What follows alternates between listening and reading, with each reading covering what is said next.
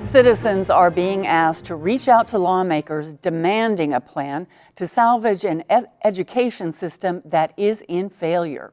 The urgency comes as the reality sinks in that with just 7 weeks left, the legislature has offered up no new funding sources to alleviate the loss of money that is killing the public education system in Oklahoma. The sentiments expressed during this special meeting of the Tulsa School Board are being echoed across Oklahoma as school districts lay out excruciating budget-cutting plans. In my 12 years at the legislature, I've never seen such disdain for public education in my life. We are under attack, and we need to focus on who the true opponent is, our own state government. Our state leaders are shortchanging and mortgaging our future by failing to fund education today. And it doesn't impact our community just this month or this semester or this school year. It will impact our community for decades. The public comments came after Tulsa Public Schools Superintendent Deborah Gist presented preliminary recommendations for 2017-18 budget reductions amounting to more than $12 million. A district-wide furlough of 2 days for teachers and school staff and 5 furlough days for administrative heads would cut more than $2 million. Superintendent Gist says the furloughs translate into cutting teacher salaries. We ought to be increasing salaries for our teachers. This is a very perverse situation that we unfortunately are in because of lack of funding from the state. Other proposed reductions are just as bitter. 3 elementary schools would close and students would be consolidated at what is now Clinton Middle School. Clinton Middle School students would be taught at Webster High School. The changes not only affect neighborhoods but athletic traditions. Under the plan, middle school sports would be made up of students from 2 schools. High school athletic programs with low participation would be eliminated. There will be no money spent on school books. Class sizes at the high school level will increase, and teacher staffing will be reduced.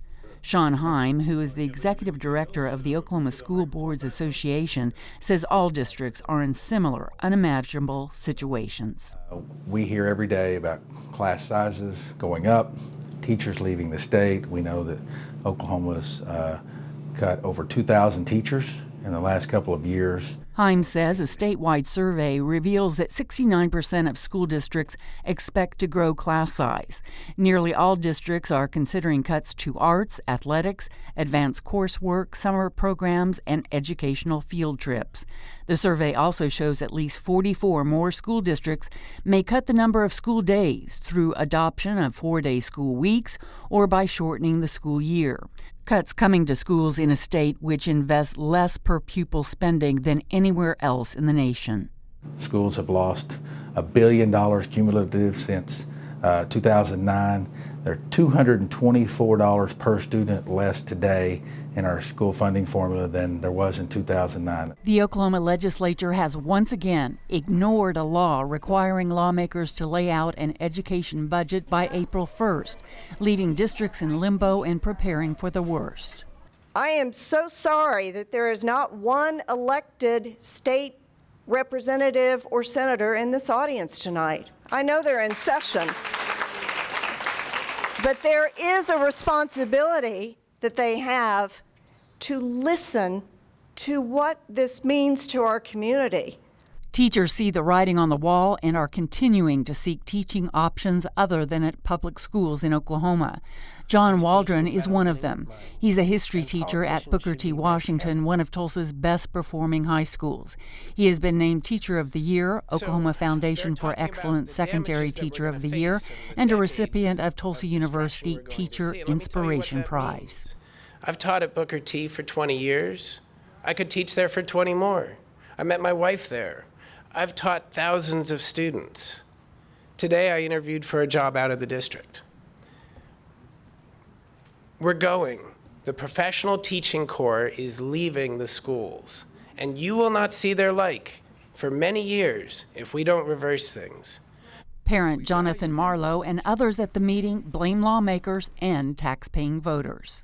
So how do we get the attention of those persons who have been hypnotized into lockstep to lower taxes, lower taxes, lower taxes. How do we fight? We become familiar with our state legislators. We make sure they know our name and that we live in their district and that we vote. And if lawmakers find no new revenue for schools this session, It is not sustainable. It is going to take us decades to recover from, and we have to start immediately. Any possibility that we leave this legislative session without addressing the structural deficit in our state means we will be having this conversation at this time next year. I think we need a special session for education. I think the governor needs to declare a disaster. Whether this is a man-made disaster or natural disaster, I'm not here to say, but it is a disaster for our state and for our children.